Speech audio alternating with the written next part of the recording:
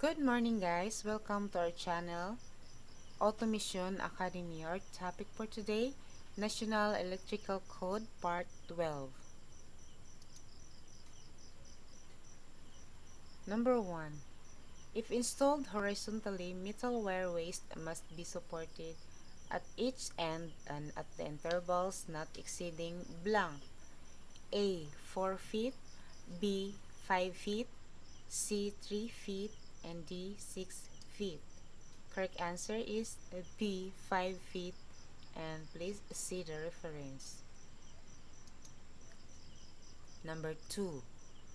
Paddle fans over blank must be supported independently of the box.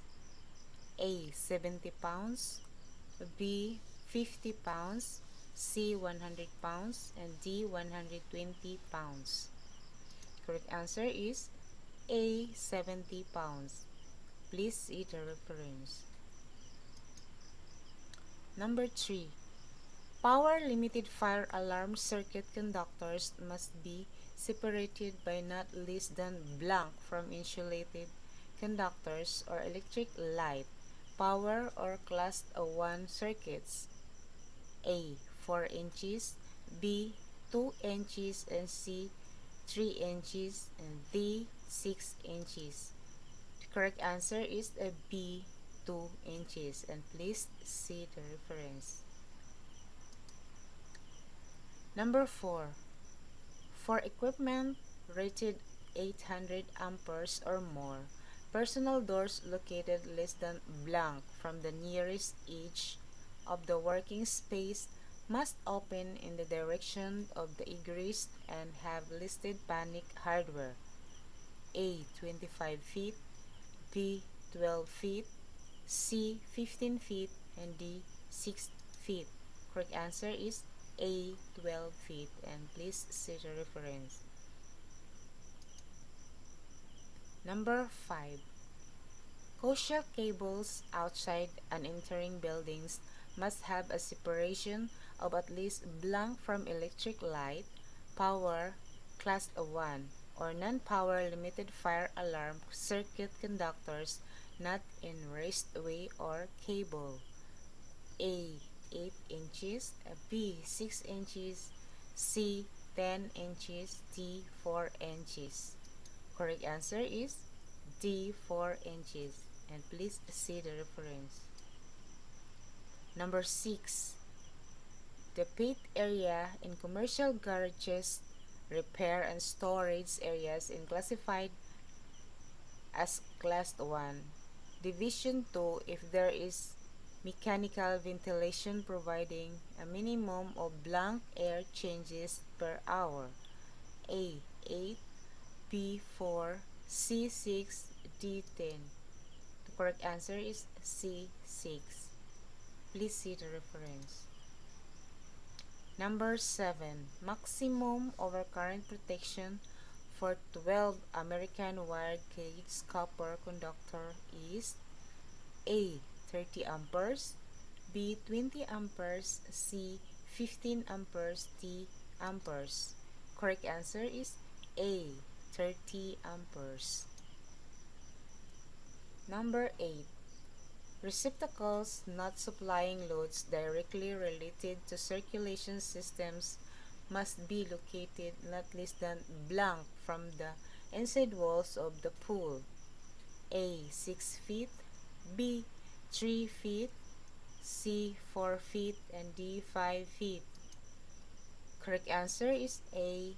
6 feet, and please see the reference. Number 9. Flexible metal conduit must be secured within blank of each box cabinet, conduit body, or other termination. A. 12 inches, B. 6 inches, C. 18 inches, D. 15 inches. Correct answer is A. 12 inches, and please see the reference. Number 10. If internal combustion engines are used as the prime mover, an on-site fuel supply must be provided for not less than blank of full demand operation of the system? A. 4 hours, B. 3 hours, C. 2 hours, and D. 5 hours. Correct answer is C. 2 hours. Please see the reference. Number 11. The maximum approval electrical trade size of intermediate metal conduit. A. 8 inches, B. 4 inches, C. 6 inches, and D. 5 inches. Correct answer is A. 8 inches. Please see the reference. Number 12. All 125 volts receptacle outlets that are not a part of the permanent wiring of the building used by personnel must be GFCI protected. A. 15 amperes, B. 30 amperes, C. 20 amperes, and D. All the options are correct. The correct answer is D. All the options are correct. Please see the reference. Number 13. The ampacity adjustment factors don't apply to conductors installed in surface metal raceways if the cross-sectional area of the raceway exceeds A. 4 square inches, B. 8 square inches, C. 6 square inches, and D. 12 square inches. Correct answer is B. 8 square inches, and please see the reference. Number 14. Load where the maximum current is expected to exist for blank hours or more is termed as continuous load. A. 3 hours, B. 12 hours, C. 6 hours, and D. 4 hours. Correct answer is A. 3 hours, and please see the reference. Number 15. The conductors between the service equipment, a separately derived system or other power supply, and the final branch circuit overcurrent device. A. Feeder, B. Service drop, C. Branch circuit, D. Service conductor.